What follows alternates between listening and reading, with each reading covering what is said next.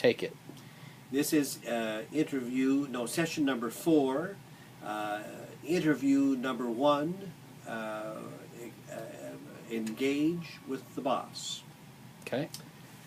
Jan, thanks for carving out time today to talk. You're welcome, and Mel. to look for ways to build more business. As I said on the telephone, we have MUU advertisers that tell us their clients even come from out of state to come and do business with them because of the trust factor. Of course, we can't guarantee that for everybody, but I thought for today, let's cover 4 things. Number 1, let's talk about your situation.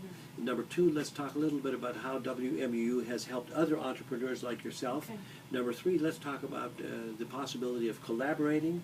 And number 4, if that's the case, let's see what the next step might be.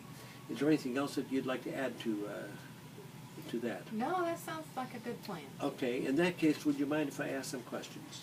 No, that'd be fine. All right. Let me ask, to begin with, what your situation is now with the boutique. When you think of the boutique and the success and where it's going, how would you describe your current situation? Well, Mel, I feel like we've reached a plateau. We're not doing poorly. We're doing very well.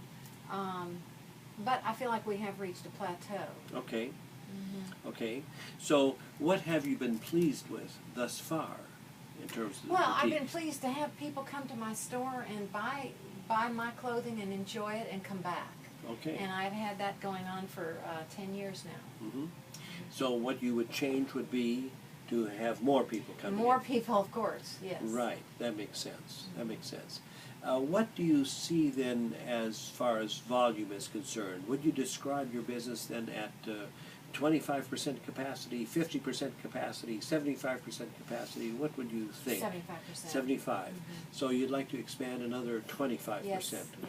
So if we projected this forward maybe the next 6 months or a year, if you added another 25%, would that be a realistic goal for you? Yes, I think so. Okay. Tell me, what kind of barriers might we encounter as we move toward that objective of building another 25%?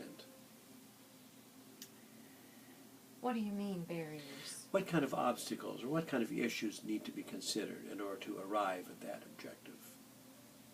Well, of course, finances. Okay. Always. Finances in terms of funding such a campaign? Right. Is that what you mean? Right. Okay. Any other issues that will have to be considered? Additional staff? Well, yes. Space? I mean, it's right. Space. If we got bigger, we would have to consider.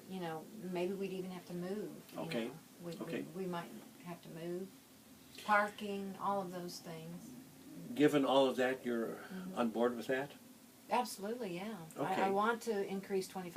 I would be able to do that. Okay. Well, let's suppose that you are at peak performance at 25% extra of what you're doing now. What kind of an impact would that have on your store, on your operation? Well, a very good impact. It would help me to be able to provide more of my customers' needs, because I'd have the cash flow to be able to go buy more different styles and things that I've always wanted to buy for them, but just haven't been able to. Okay. What kind of an impact would it have for you personally? Well, of course, for me personally, maybe I wouldn't have to ask my husband for so much money. Yes. I'd be able to be independent on my own and be able to pay my employees a little more too. Yes, of course. Well, let me ask you this. If none of this comes to pass, what might your other option be? Just to stay at this plateau. Yes. Okay. And we're doing okay. Okay. That's good. That's good. Well, in that case, based on what you've said, I'm absolutely confident that WMUU could contribute significantly to your situation. Great. Could I demonstrate for you how that might happen? Absolutely. Please do. And that finishes segment number 5, is it? Number 4. Yes, number segment 4. Number 4.